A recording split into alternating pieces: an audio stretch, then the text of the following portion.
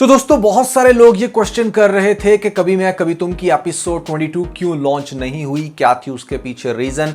बहुत सारी स्पेकुलेशंस हैं कि यहाँ पे ड्रामे को बैन कर दिया गया है या फिर लेटेस्ट एपिसोड में कुछ ऐसा दिखाया गया जो पीटीए के अकॉर्डिंग नहीं था ठीक, इस वजह से अब ड्रामा मजीद लॉन्च नहीं होगा। फैंस काफ़ी ज़्यादा डिसअपॉइंट हैं और पूछ रहे हैं ये डीएम करके कि भैया क्या रीज़न बनी कि इस ड्रामे की लेटेस्ट एपिसोड को लॉन्च नहीं किया गया। आप लोगों को बताना चाहूंगा कि ये एक ऐसा ड्रामा जो फिलहाल पाकिस्तान के सभी दूसरे ड्रामों के रिकॉर्ड तोड़ रहा है। तो क्या जलन में आके कुछ किया गया या फिर कोई और रीजन है इसके पीछे, इन सभी क्वेश्चंस के आंसर तो मैं दूंगा, लेकिन साथ में ये भी बताऊंगा कि भैया आने वाली एपिसोड अगर लॉन्च होती है तो उसमें क्या दिखाया जाएगा। लेटेस्ट एपिसोड जो लॉन्च हुई उसके अंदर कौन से इंटरेस्टिंग कौन से स्टूपिड सीन थे, तो फिर काफी मजे की होने वाली वीडियो। लेकिन उससे पहले अगर आप लोगों ने अभी तक हमारे लेटेस्ट व्लॉग को वॉच नहीं किया जहां पर हम बहुत ही सुपर्ब किस्म की सेलिब्रेशन कर रहे हैं हमारी आयरा की बर्थडे, जो आपको पिन कमेंट में लिंक मिल जाएगा, और व्लॉग्स चैनल को सब्सक्राइब करना मत भूलिएगा। PK Luxus.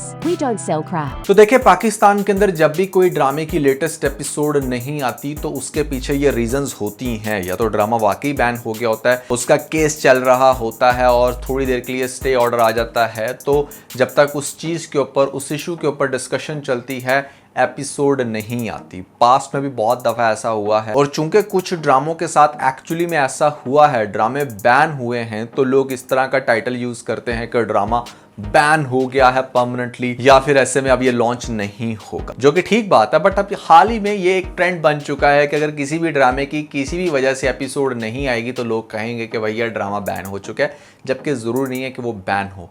सबसे पहले जब कभी भी फ्यूचर में ऐसा हो तो आपको ये चीज़ अंडरस्टैंड करनी है कि आज चले ठीक है ड्रामे की एपिसोड नहीं आई तो पाकिस्तान में इस टाइम चल क्या रहा होगा। आप पाकिस्तान के न्यूज़ चैनल्स को देख लिया करें या फिर खाली गूगल पे जाके पाकिस्तान न्यूज़ लिखेंगे और न्यूज़ पे क्लिक कर देंगे गूगल के ऊपर, तो आपको पता चल जाएगा कि इट्स बेसिकली 12 रबीउल अव्वल, जिसकी वजह से एक बहुत अच्छी हमारी तो मतलब एक ईद ही होती है ये दिन। बहुत सारे मिलाद वगैरह चल रहे होते हैं, टीवी के ऊपर भी बहुत सारी ऐसी नशरियात जहां पर टोटली इस्लामिक चीज़ें चलने लग रही हैं। तो ऐसी सिचुएशन में अगर आप कोई ऐसा ड्रामा लॉन्च करते हैं जिसकी वैसे ही बहुत अच्छी टीआरपी हो, तो क्या होता है कि उसकी टीआरपी कम होती है, उसके ऊपर बिजनेस लॉस होता है। उसकी जगह अगर आप उस दिन के हिसाब से कुछ भी लॉन्च कर दें और फिर जैसे ही नेक्स्ट टाइम उसका वो टाइम आए उसकी एपिसोड का, तो जब आप उसकी वो वाली एपिसोड लॉन्च करोगे तो आपको किसी भी किस्म का कोई बिजनेस लॉस नहीं होगा। तो 12 रबीउल अव्वल की वजह से लेटेस्ट एपिसोड नहीं आई, लेकिन इससे पिछली एपिसोड लॉन्च कर दी गई थी जिसके ऊपर अब हम अपना रिव्यू स्टार्ट करते हैं। सबसे पहले तो भैया बहुत ही कमाल की एपिसोड थी।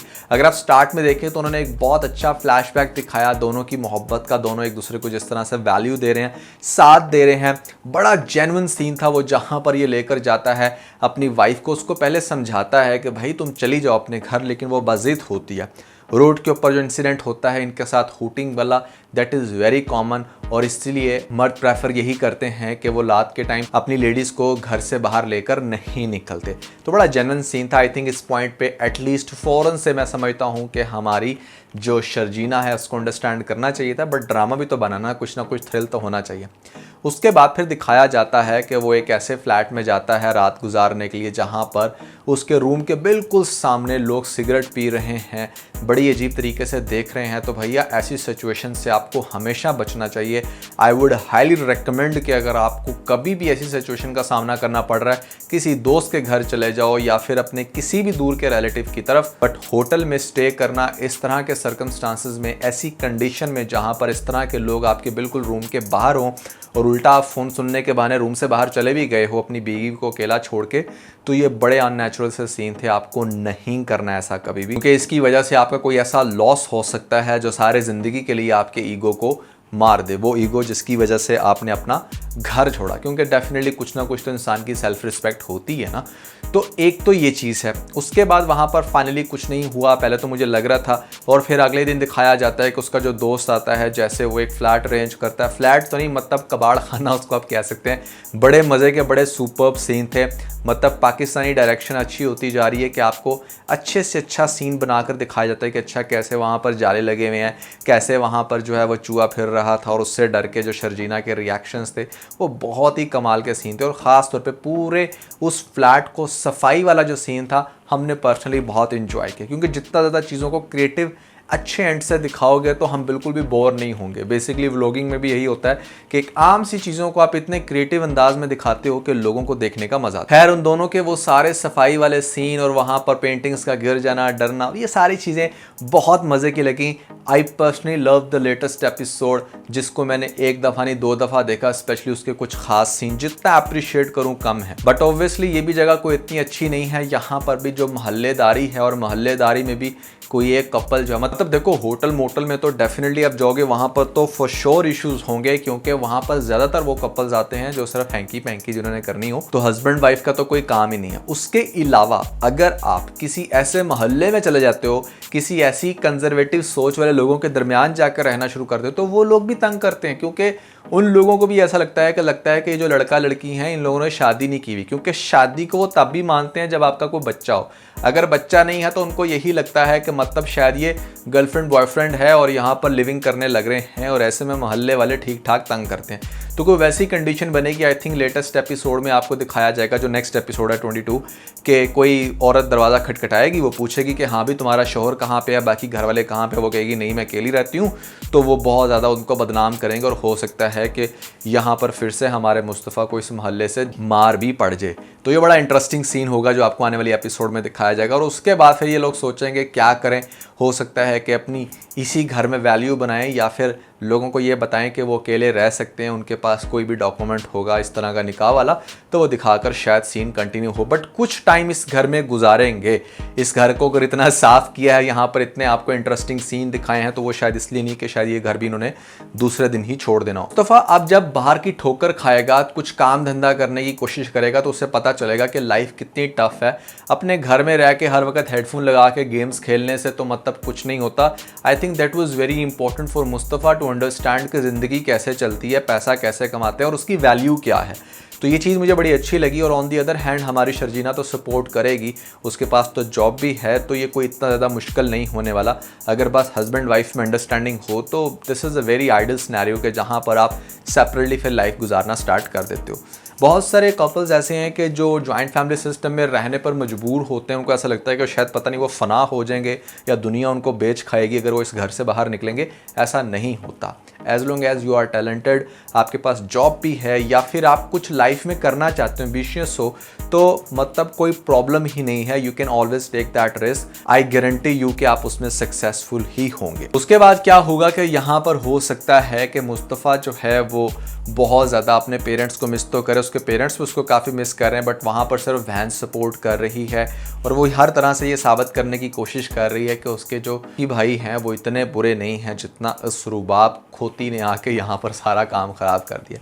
अच्छा, अब होगा क्या? अब देखो, जो उसकी बहन है ना, वो अपने हस्बैंड से बात इसलिए कर रही थी कि किसी भी तरह से मैं इसको इस बात में कन्विंस कर लूँ कि देखो फ़िलहाल मुस्तफ़ा के पास रहने की जगह नहीं है, ये वो अपने घर को छोड़कर निकल चुका है, तो कम से कम हम उसको जगह दें। बट उसने आगे से बातें ही इतनी नेगेटिव करना स्टार्ट कर दी कि वो ऐसी कोई भी बात नहीं कर सकी। हो सकता है कि वो बाहर से उसकी कोई हेल्प करना चाहे, बट मुस्तफ़ा खुद से स्टैंड लेना चाहता है। अच्छा, इसमें मेरी कुछ अजम्पशन थी। मैंने लास्ट रिव्यू में भी कहा था कि मुझे ऐसा लग रहा है कि मुस्तफ़ा शायद कुछ इलीगल करेगा, बट अब मुझे लग रहा है कि वो ज़रूरी नहीं है। ये भी हो सकता है कि दोनों एक दूसरे को एज अ कपल अच्छे से सपोर्ट करें, बट हाँ, दरमियान में चूँकि अब उसके पेरेंट्स ने मूव होना है रुबाब की तरफ, रुबाब ने उनकी इंसल्ट करके उनको वहाँ से निकालना है, और पेरेंट्स ने एक दफ़ा रुल जाना है, तो ऐसी सिचुएशन में क्या यहाँ पर जो उसके पेरेंट्स हैं वो मुस्तफ़ा के फ्लैट में आके रहेंगे या मुस्तफ़ा वापस जाएगा, ये एक बहुत बड़ा क्वेश्चन मार्क है। बट एक बात तो फैक्ट है कि मुझे ऐसा लगता है कि इस ड्रामे के अंदर इस अंकल की अब आगे जाके डेथ होगी, जिसकी वजह से हमारा ये जो अदील है ये थोड़ा सा झंझोड़ेगा अपने आप को और देखेगा कि हो क्या रहा है। अदील को ये तो समझ आ गई है कि जो भी कुछ हुआ यहाँ पर सारा चोरी चकारी वाला मामला ये मेरे भाई ने नहीं किया होगा, ये इसी की कारनामे हैं, क्योंकि ये औरत कुछ भी कर सकती है। मतलब जो औरत करोड़ों की डील्स कर रही है उसके लिए कितना मुश्किल है कि एक अच्छे शरीफ कपल को उन्हीं के घर से बाहर निकालना, तो वो काम यहाँ पर हमारी रुबाब ने कर दिखाया। देखो, अदील जो है ना वो रुबाब को बिल्कुल भी लाइक नहीं करता। एक बात को अंडरस्टैंड करें, वो सिर्फ उसकी दौलत को लाइक करता है, और एज लॉन्ग एज यहाँ पर अदील के पास उसकी दौलत आ जाए या फिर उसके अंदर एटलीस्ट इतनी अक्ल आ जाए कि उसे पता चल जाए कि किस तरीके से उसका बाप मर गया,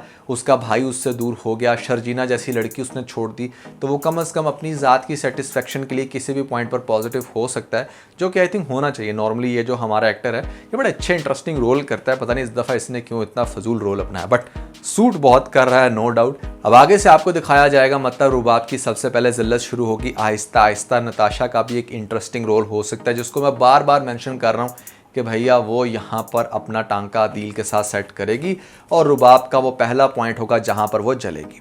तो क्या होता है भैया, ये आने वाली एपिसोड में देखेंगे। बहुत सारे लोग बहुत सारी स्पेकुलेशंस कर रहे थे, मैंने कहा इमीडिएटली क्लियर कर दो, एंड दैट्स द रीज़न कि हमने इस वीडियो को बहुत जल्दी लॉन्च किया ताकि लोगों को क्लैरिटी हो सके कि भैया ऐसा कुछ नहीं है। 12 रबी अव्वल की वजह से लेटेस्ट एपिसोड नहीं आई और आज यानी कि अगले दिन भी नहीं आने वाली, क्योंकि ऑब्वियसली जो उसकी जगह दूसरा ड्रामा स्केड्यूल होगा वही आएगा अपने टाइम पर। लोग एक्सपेक्ट कर रहे होते हैं, अब सारे ड्रामे तो ना आगे किए जा सकते, अब ये अगले वीक में ही लॉन्च होगा। तो that was everything about the latest episode कभी मैं कभी तुम। आई होप कि आप लोगों ने रिव्यू को एंजॉय किया होगा। वीडियो को लाइक शेयर जरूर कर दीजिएगा, और ख़ास तौर पे अगर आप लोगों ने हमारा लेटेस्ट व्लॉग नहीं देखा तो ऊपर आपको लिंक मिल जाएगा, जल्दी से लिंक पे क्लिक करके वीडियो देख के अपना फीडबैक मुझे जरूर दीजिएगा।